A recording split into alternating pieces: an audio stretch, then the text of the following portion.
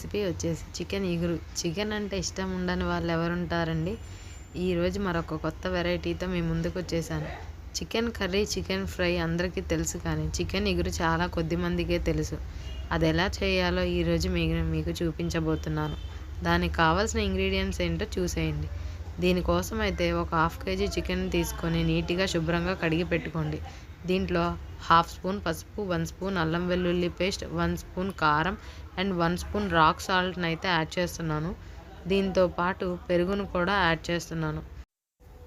ఇప్పుడు 2 table spoons పెరుగును అయితే యాడ్ చేస్తున్నాను చికెన్కి.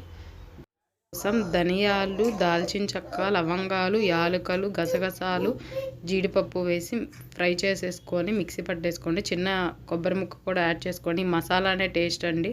ఇప్పుడైతే ప్యాన్ పెట్టేసి ఆయిల్ వేసేసి, ఆయిల్ హీట్ అయిన తర్వాత 2 లవంగాలు, 2 దాల్చిన చెక్క సరిపోతుంది. 1/2 kgనే కదా, లేకపోతే స్పైసీ అయిపోద్ది.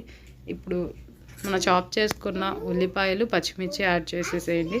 ఇవి ఒకసారి ఉల్లిపాయలు ఫ్రై అవుతుండగా మేమైతే అల్లం వెల్లుల్లి పేస్ట్ ఇలా చేసుకుంటామండి ఇన్స్టెంట్గా. చాలా టేస్టీగా ఉంటుంది కూరకి. ఇప్పుడు ఉల్లిపాయలు బ్రౌన్ కలర్ అయిపోయిన తర్వాత కొంచెం అల్లం వెల్లుల్లి, ఇందాక 1 స్పూన్ వేసాం కదా, ఇప్పుడు ఒక 1/2 స్పూన్ వేసుకోండి.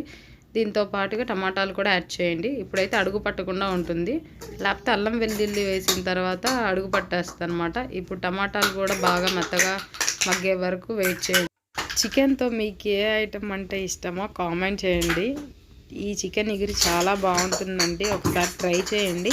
ఇప్పుడు టమాటా సాఫ్ట్గా కుక్ అయిపోయిన తర్వాత చికెన్ అయితే వేసేసుకోవాలి. ఇప్పుడు చికెన్ని ఒకసారి బాగా కలపండి. ఫ్లేమ్ హైలో పెట్టుకొని ఒక 5 మినిట్స్ చికెన్ని బాగా కలపండి. కలుపుతూ ఉండండి. ఇలా కలిపిన తర్వాత ఫ్లేమ్ లోలో పెట్టేసుకొని ఒక మూత పెట్టి ఒక 5 మినిట్స్ వరకు ఉంచండి. మధ్య మధ్యలో కలుపుతూ ఉండండి, మూత పెట్టండి, లేకపోతే అడుగు పట్టేస్తుందండి. ఇదిగోండి మన చికెన్లో నుంచి వాటర్ ఎలా వచ్చాయో చూడండి. ఆయిల్ కూడా పైకి తేలుతుంది.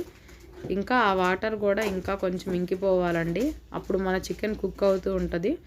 మళ్ళీ ఒకసారి దీనికి కలుపుకొని మూత అయితే పెట్టేసుకోండి. మధ్య మధ్యలో కలుపుతూ మూత పెడుతూ ఉండాలి. అలా వదిలేస్తే కనుక చికెన్ అడుగు పట్టేస్తుంది. చూడండి, ఇప్పుడు వాటర్ అంతా పోయి ఆయిల్ పైకి వచ్చింది కదా, ఆల్మోస్ట్ చికెన్ కుక్ అయిపోద్ది.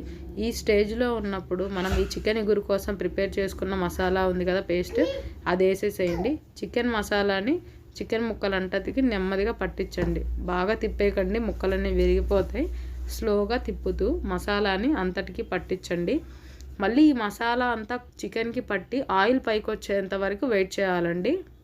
కుక్ అవుతుంది చూడండి. ఇప్పుడు కొంచెం ఆయిల్ పైకి వస్తుంది కదా, ఇంకా పూర్తిగా ఆయిల్ పైకి వచ్చేదాకా వెయిట్ చేయండి. ఇప్పుడు దీంట్లో అయితే ఒక గుప్పెడిని జీడిపప్పులు అయితే వేస్తున్నాను. చాలా టేస్టీగా ఉంటుంది. ఇగురులో జీడిపప్పు మస్ట్గా వేసుకోండి, సూపర్ టేస్టీ ఉంటుంది. చూడడానికే చాలా బాగుంది కదా.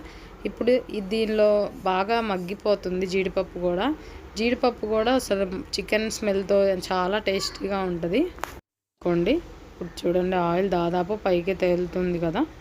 ఆయిల్ తేలిన తర్వాత మనం 1/2 kg చికెన్ తీసుకున్నాం కాబట్టి దీనికి 150 ml వాటర్ అయితే కరెక్ట్గా సరిపోతుంది. వాటర్ చూడండి మరుగుతున్నాయి, బాయిలింగ్ అవుతుంది కదా. బాయిలింగ్ అయ్యి మనకి ఇప్పుడిప్పుడే ఆయిల్ బయటకు వస్తుంది. బాయిల్ అయ్యి ఆయిల్ మొత్తం బయటికి రావాలండి. అప్పుడే కూర మనం ఆఫ్ చేసుకోవాలి. ఏ కర్రీ అయినా ఆయిల్ బయటకు వచ్చిన తర్వాత టేస్ట్ చాలా బాగుంటుంది. దీంట్లో కొత్తిమీర కూడా యాడ్ చేసేసుకోండి.